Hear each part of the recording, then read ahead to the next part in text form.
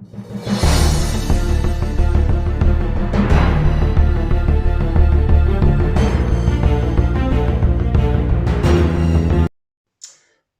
afternoon. Happy Friday, Keepers of the Cash. Going into the weekend, thought we'd do something a little different today.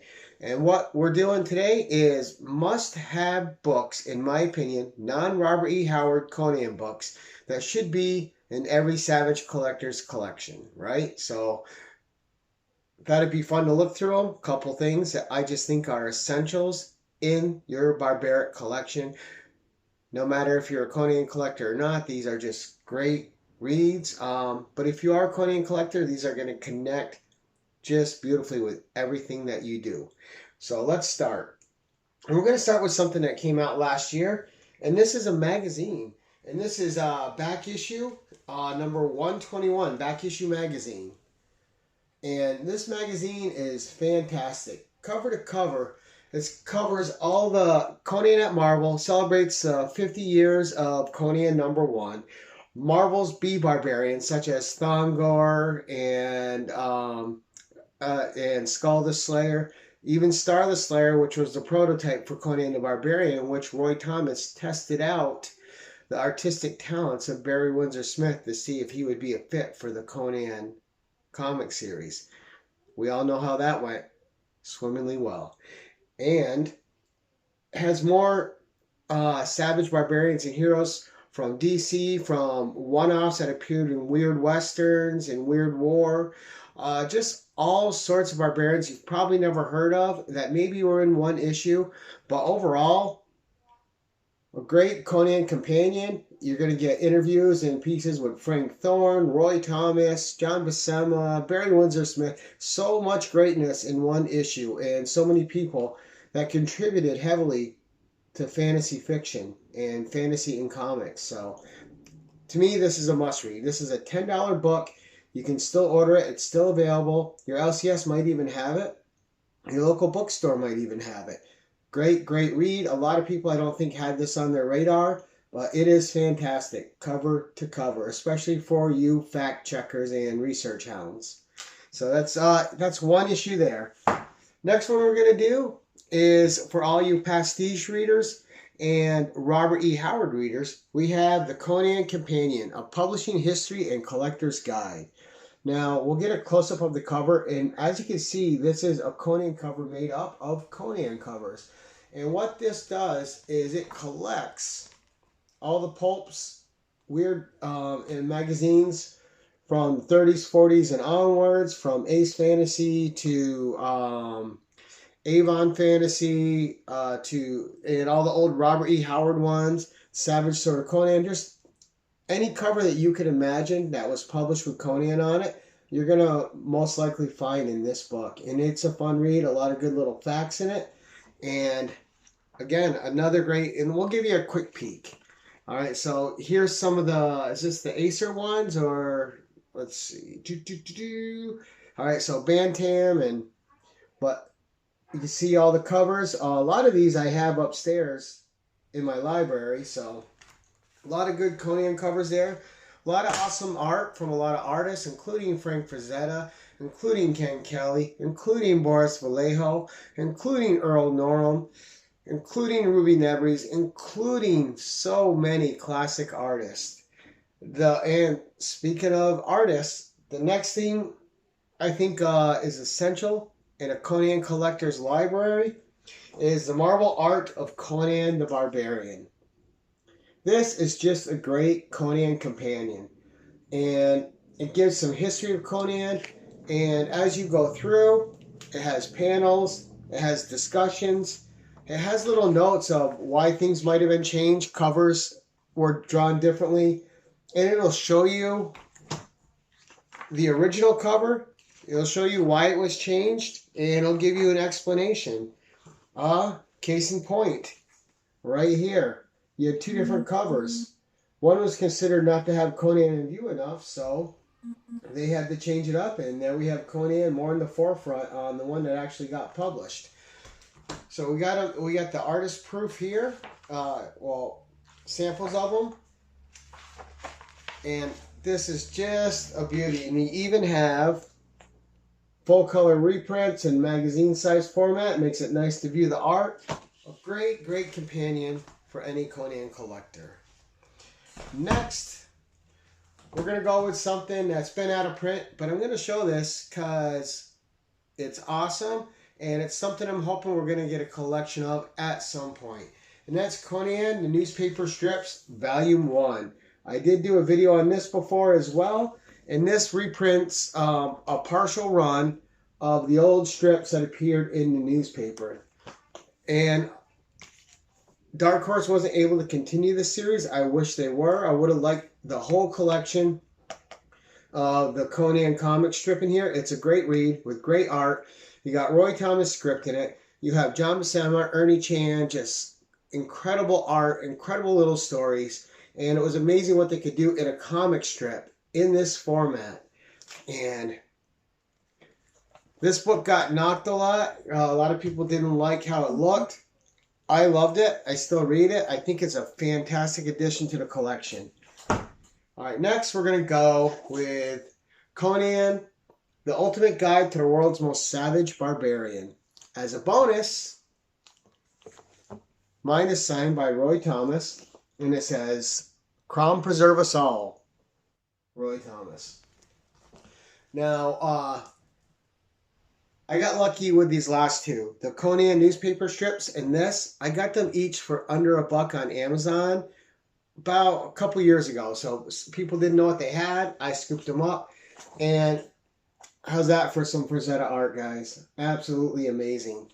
So this is a walk through Conan by Roy Thomas. It has a foreword by none other than Todd McFarlane, who is a pretty big Conan fan himself.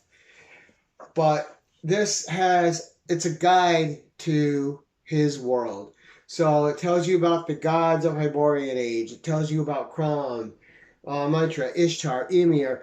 It tells you about the characters that Conan runs across. It tells you the frost giants. It tells you about the demons.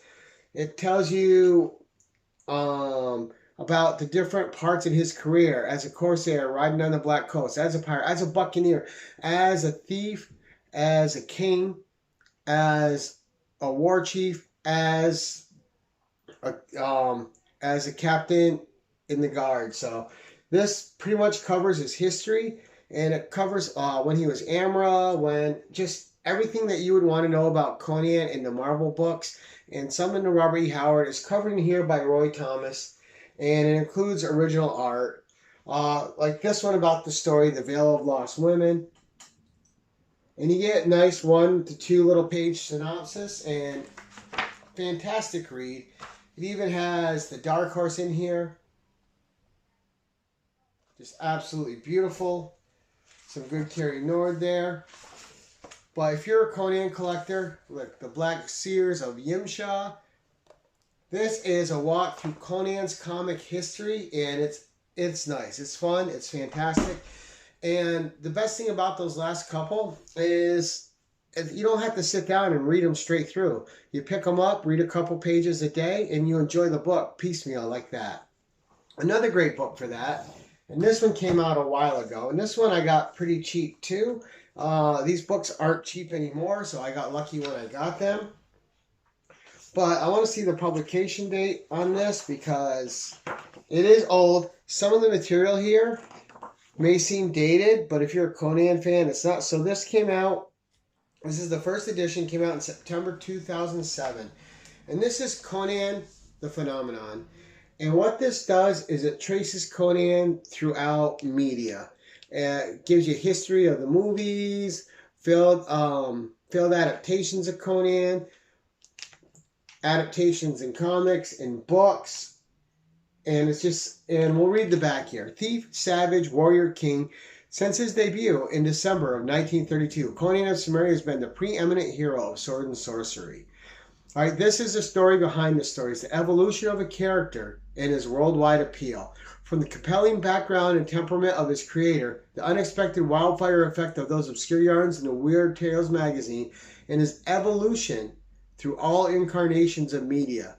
This unprecedented and comprehensive chronicle follows Conan through his past, present, and future. Of course, this is dated because it came out in 2007. But I can tell you that if you're a Conan fan, you're going to read this and go right through it. I thought I'd read it little by little, and once I opened this up, I really could not put it down. I went through it cover to cover. Absolutely love to read. It's just absolutely fantastic. And I know I'm saying fantastic a lot. Slotted Up 503 is probably rubbing off on me. But what a great glimpse inside the world of Conan through all the evolutions of him throughout media, throughout books, in that Conan the Phenomenon. Just fantastic. And the last books we're going to talk about, again, these are all by Roy Thomas. And this is especially for the Conan the Barbarian Marvel Comics collector. All right, and this is called Barbarian Life. And you have volumes 1, 2, and the just released volume 3. And it ends with 3. And these are a chronicle of issues 1 through 115 of Conan the Barbarian, plus some Conan the Kings, plus some Savage Sword.